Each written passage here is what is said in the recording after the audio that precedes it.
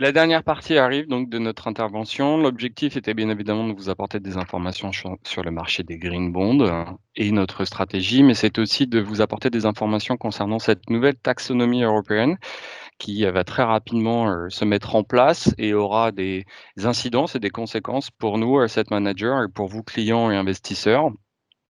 On aura aussi un œil sur la EU Green Bond Standard. Et pour cela, donc, je vais laisser la parole à Isobel, qui nous a récemment rejointe au sein de l'équipe Green Bond. Comme l'indiquait Philippe, l'équipe bénéficie de l'appui de nos analystes crédits, mais face au succès de cette stratégie, Bram a aussi souhaité bénéficier d'appui d'analystes véritablement dédiés au Green Bond, et c'est le rôle que remplit aujourd'hui Isobel. Isobel, please, would you like to help us to better understand the impact and the consequences of the EU taxonomy? Yes, I would love to. Thank you. So, you may have all heard over the last year or so about the EU Sustainable Finance Action Plan. You may have heard various different deadlines for disclosure requirements that are coming up in 2020, 2021, and 2022. Just to be clear, in this presentation, I'm going to focus on the EU Green Bond Standard and the taxonomy that's associated with that. So the reason why the EU Green Bond Standard was put together was because there wasn't really a uniform standard within the EU to know what was green across all the bonds, across all the green bonds. And so in June 2019, the EU Commission's Technical Expert Group on Sustainable Finance provided their recommendations for what they saw to be green within each industry that could possibly be used in green bonds. And now, at the end of 2020, we're going to get the final mitigation and adaptation criteria for various different industries within the EU taxonomy. And after we've received these final technical criteria for each industry, then we can start to commence the EU taxonomy alignment exercise, which is going to be most relevant for investors, first of all. Next slide, please. So the EU taxonomy is made up of three parts. Firstly, an economic activity should have a substantial contribution to one of the 6 environmental objectives you see here on the right-hand side. So either climate change mitigation, climate change adaptation, sustainable and protection of water and marine resources, circular economy, pollution prevention, or the protection and restoration of biodiversity and ecosystems. And then secondly, this activity should do no significant harm to these other objectives. So you can't have an activity that really reduces CO2 and does a lot for climate change mitigation while harming biodiversity on the other hand side, such as when hydropower facilities, for instance, do not do their due diligence and instead can harm the surrounding environment. And we'll get into hydropower later on the next slide. And then the third part of the taxonomy is meeting minimum safeguards.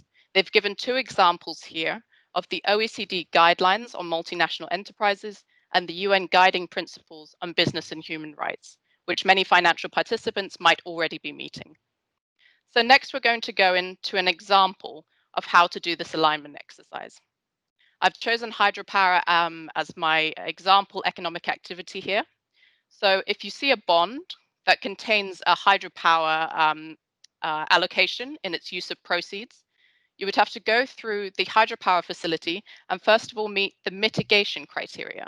So you can see here, you would have to check that either the hydropower facility had a power density above 5 watts per meter squared, or that it was operating at life cycle emissions lower than 100 grams of CO2 per kilowatt hour, declining to 0 by 2050.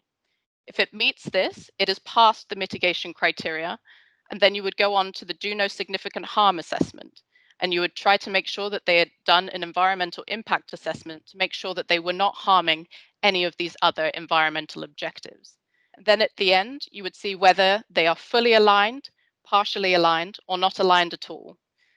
If they're partially aligned, what percentage alignment are they? Do they just meet the mitigation criteria, or do they just fall down on one of the do no significant harm assessment criteria? And then you can go on to perform a portfolio analysis next once you've decided how to do this process with the individual economic activities. Next slide, please. So at that point, this is where the portfolio reviews come in. So you, at least from our case, from the Green Bond Fund, you would have to go through each of the bonds in the fund, each of the activities included in the bond for each issuer. And you would have to see whether each activity was fully, partially, or not at all aligned with the EU taxonomy. Add that all together for every bond that is included in the fund and produce your percentage alignment with the EU taxonomy.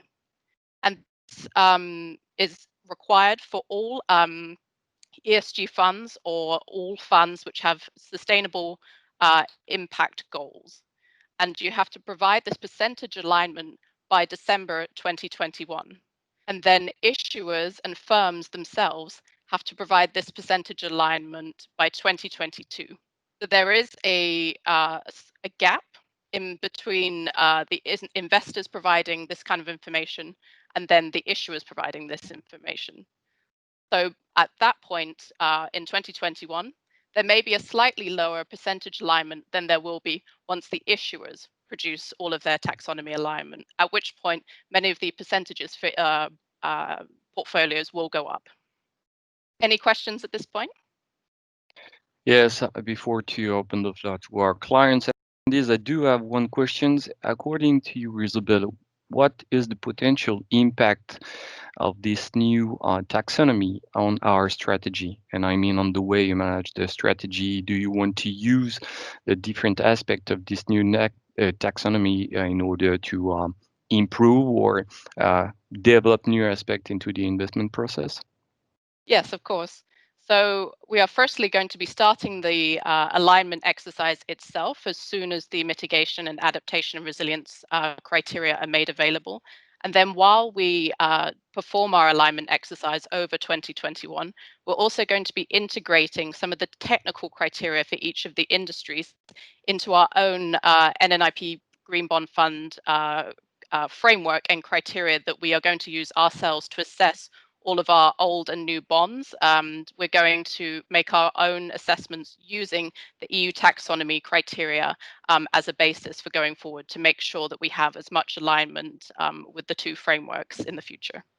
Thank you very much, Isabel.